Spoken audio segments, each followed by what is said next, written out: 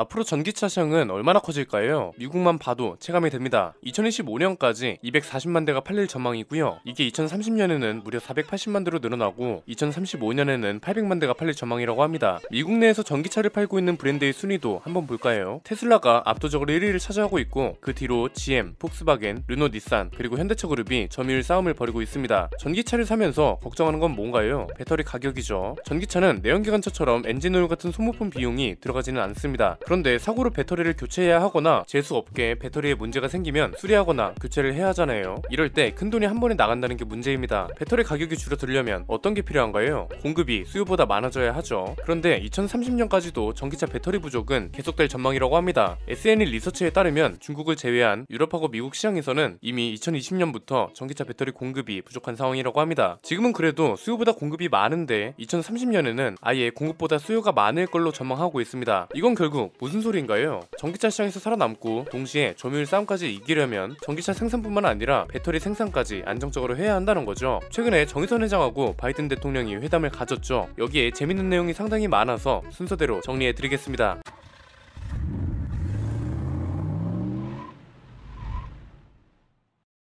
일단 오늘은 굳이 노조 이야기는 안 해도 될 것 같습니다. 회담 내용만 정리해도 내용이 꽤 되거든요. 바이든 대통령이 방한 기간 동안 만난 한국 기업인은 정의선 현대차그룹 회장이 유일한 걸로 알려졌습니다. 왜냐면 현대차랑 미국 사이에 통큰 거리가 오갔고 이게 미국한테도 굉장히 큰 도움이 되기 때문이죠. 얼마나 투자하는지 볼까요? 무려 13조 원에 달합니다. 미국 조지아주에 전기차 공장을 새로 짓겠다는 걸로만 7조 정도를 쓰고요. 미래차 분야에 6조 3천억 정도를 쓰겠다고 밝혔습니다. 제가 회담 전에 올린 영상에서도 말씀드렸죠. 아마 이야기가 좀 진전되면 미래차 관련 계획 같은 내용도 분명 나올 거라고요. 제가 예상했던 것보다 훨씬 깊은 이야기가 오갔고 그래서 정의선 회장도 추가 투자를 결심한 거겠죠. 얼마나 투자하는지를 봤으니까 어디에 투자하는지도 볼까요? 이번 회담의 핵심은 미래차 산업에 6조 3천억을 추가로 투자하겠다는 겁니다. 이게 어떤 내용이냐면 미국에 있는 기업들하고 로보틱스, 도심항공, 자율주행, 인공지능 같은 다양한 분야에서 협력을 강화하겠다는 건데요. 이 분야들이 중요한 이유가 있죠. 얼마 전에 제가 우리나라의 대기업 지원율이 OECD 평균치에 비해서 굉장히 낮다고 말씀드렸잖아요. 그래서 앞으로 기업들은 소프트웨어 같은 연구개발 분야에서 투자를 해야 하고 그래야 선두주자가 될 수 있는데 우리 기업의 미래가 이런 면에선 불투명하다고 지적했습니다. 국가의 지원뿐만 아니라 교육적인 측면에서도 인재 양성 속도가 더디거든요. 물론 노조 이야기도 포함되겠지만 아마 이런 이유들까지 더해서 현대차그룹이 한국을 떠나고 차라리 미국에서 개발을 하겠다는 의지로도 볼 수 있을 것 같습니다. 이건 바이든한테도 좋은 거죠. 바이든 정부 목표가 뭔가요? 2030년까지 미국에서 판매되는 차 중에 50%를 친환경차로 만들겠다고 했죠. 회사 입장에선 전기차를 많이 팔아야 하는 거고 미국 입장에선 전기차가 많이 팔려야 한다는 겁니다. 상품을 많이 팔려면 상품이 좋아야 하고 상품이 질이 좋아지려면 그만큼 열심히 개발해야 하고 이렇게 좋아진 상품을 그만큼 많이 생산할 수 있어야 판매량과 점유율이 올라가겠죠. 현대차는 이 모든 걸 미국에서 이뤄내겠다는 겁니다. 이번에 새로 짓는 공장에 대한 이야기도 구체적으로 나왔습니다. 일단 공장 부지만 봐도 상당합니다. 내년 상반기에 공사가 시작됐는데 부지만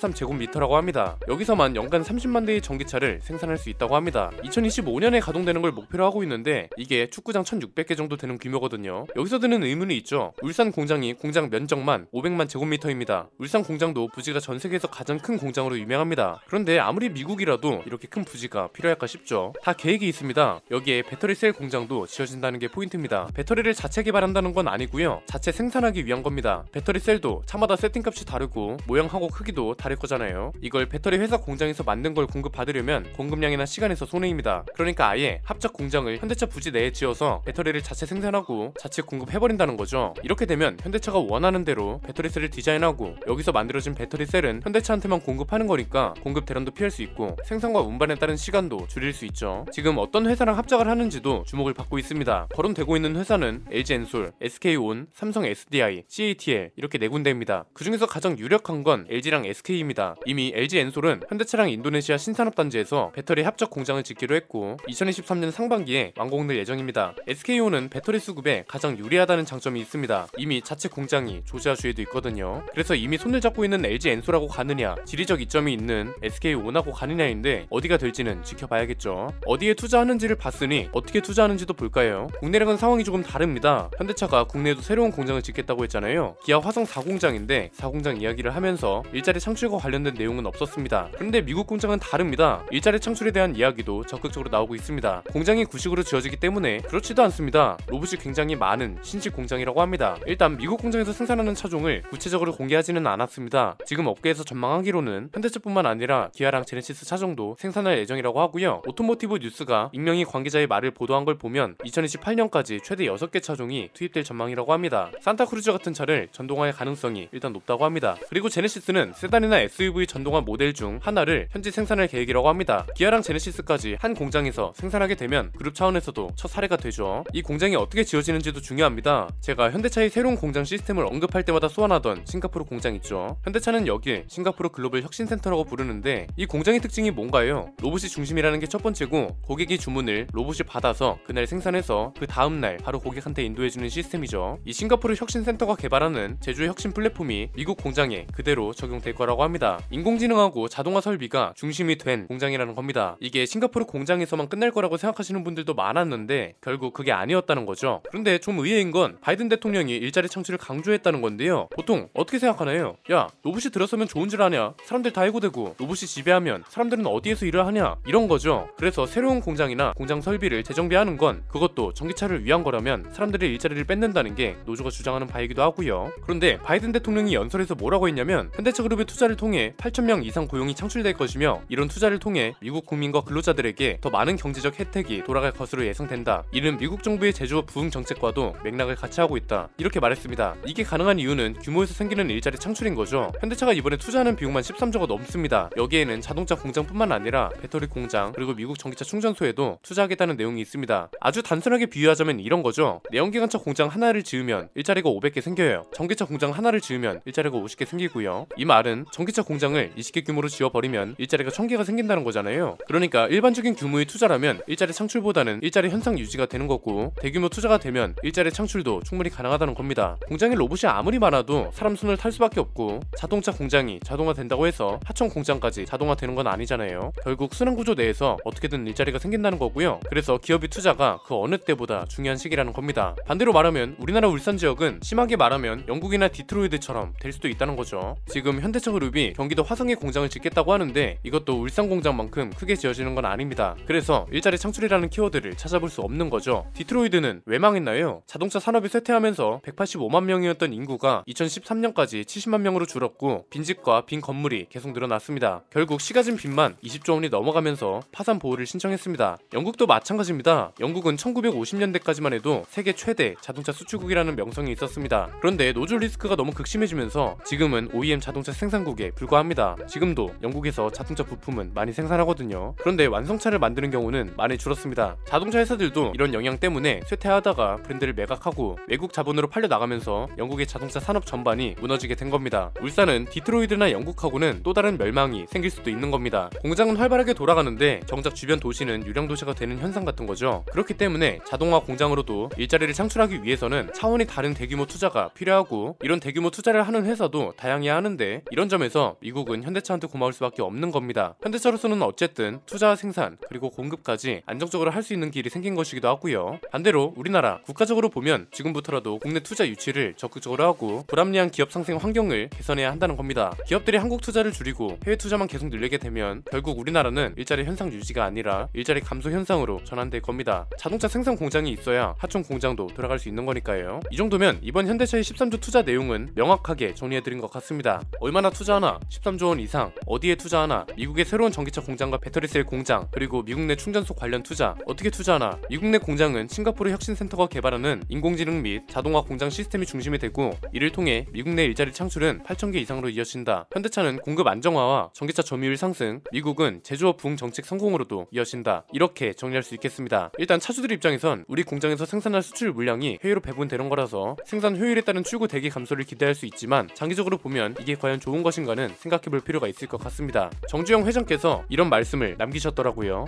길이 없으면 길을 찾아라. 찾아도 없으면 길을 만들어 나가야 한다. 아마 지금 미국 투자는 결과론적으로 한국에서 찾지 못한 길을 미국에서라도 찾기 위한 현대차의 차선책 전략이 아닐까 생각됩니다. 오늘 내용은 여기까지입니다. 저는 김승현 안PD의 스포일러 안PD였습니다. 감사합니다.